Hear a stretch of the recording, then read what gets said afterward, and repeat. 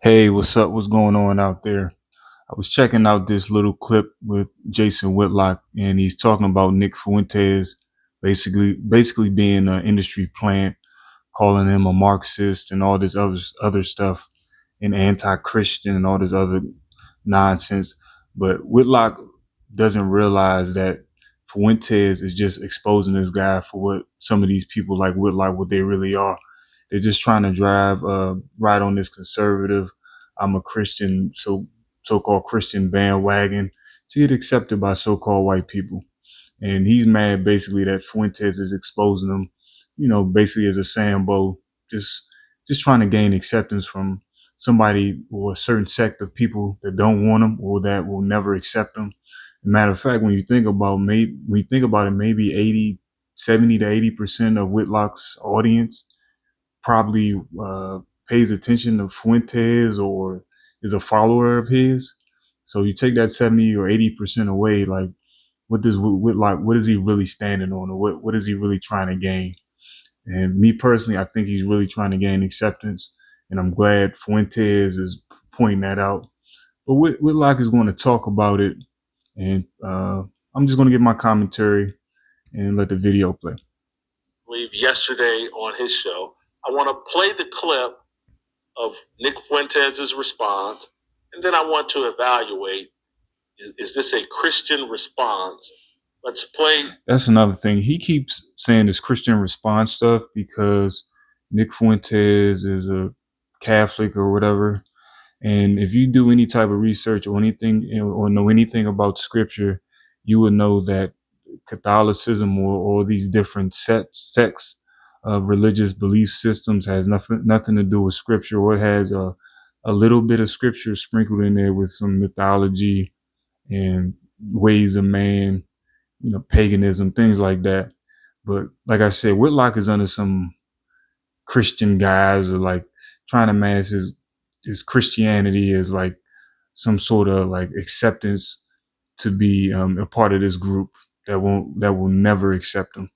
And his fat ass can't. I hate to say fat ass, but hey, his big ass can't see it, or he just refuses to see it, or he's just making a lot of money off that. Nick Fuentes talking about me yesterday. Why would I? Why would I talk to that token? Why would I give that token the time of day? If Jason Whitlock wasn't black, he'd be at McDonald's flipping burgers because he's a fucking idiot. And the only reason he has a show is because he's black. He's a token black conservative. His show doesn't even get views. That's why he has a contract, because he's black. And Blaze wanted they wanted some Uncle Tom, black conservative. They wanted some black sports brother. Yeah, this dude Fuentes is a fool. I just laugh at how he says stuff. Dude is a nut. To show the fucking talking points. Everybody knows if he was white because he has no IQ, this guy would be a line cook somewhere. This guy would be fucking bussing tables. So, no. I wanted to come on a show a few months ago when he started this whole beef. Now he's just bringing on people to lie about me. He's calling me a fed, a pedophile, all this kind of shit. Fuck him. Fuck that fat piece of shit. So that's Nick Fuentes. That's a very high IQ response from Nick Fuentes. That's a very Christian response from Nick Fuentes. And again, I hate to keep saying it, but it's a big talking point. He keeps trying to hide behind this Christian ideology. And again, like I said, I've done videos, go check them out, about Whitlock and his views on Christianity, which I would say 90 to 95% of people out there that follow that religious belief system don't know what it's really about and don't really know what the Bible is or what scripture means. And he falls into that category, but he's just trying so hard to be accepted. It's not even funny. Like this guy, like I said, he might be getting paid a lot to do it, or he genuinely might think it's nothing wrong with it. Like I don't get it, but I'm glad somebody like Fuentes said something about it. Maybe he'll wake the hell up or something. It's not until you actually get in conflict and any type of adversity that your actual faith gets tested. It's very easy when you're not getting tested, you're not getting any pushback, there's no adversity. it's a lot easier to be Christian. Going gets a little tough. People start having tough questions for you. People start asking difficult questions that perhaps you don't have an answer to. And you resort to name calling, profanity, and whatever else that was. Well, if it's true, he called him a pedophile and things like that. I don't think any man or any person with half a brain cell would just let somebody talk about him like that, especially in a disparaging way. To call somebody a pedophile, that's a big deal if he said that. So I don't see any problem with Fuentes defending himself if he didn't say any wild stuff like that, or like if he's getting called something like that. I don't have to. There's no reason for me to get defensive about my career.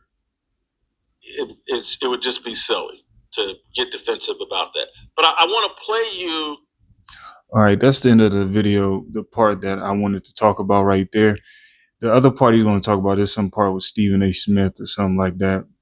Him defending his position on that, and that's like a whole nother thing. He tried to basically make an equivalency to Nick Fuentes and Stephen A. Smith attacking him or something like that. But either way, these guys, these so-called black conservative Christians, whatever you want to call them, are trying to appease to a certain group that does not want them and that will never accept them. And they either can't see it, they won't see it, or it's hard to call. Like, is it the money? Is it their belief in a certain system? Maybe not. I don't know. But it's sad. Both conservative and, so-called black people on the liberal side as well too. It's just sad. Like especially this type of situation, because a lot of what Whitlock fails to realize, or what he knows, which I doubt he knows, is people like is a lot more Nick Fuentes people in their thoughts, whether they say it outwardly or keep it inward. They believe in what he believes in, so that needs to be hopefully that's his wake-up call, which it looks like it's not going to happen, but hey, it is what it is. But that's my 1-2 on it. Leave your commentary, let me know what you think.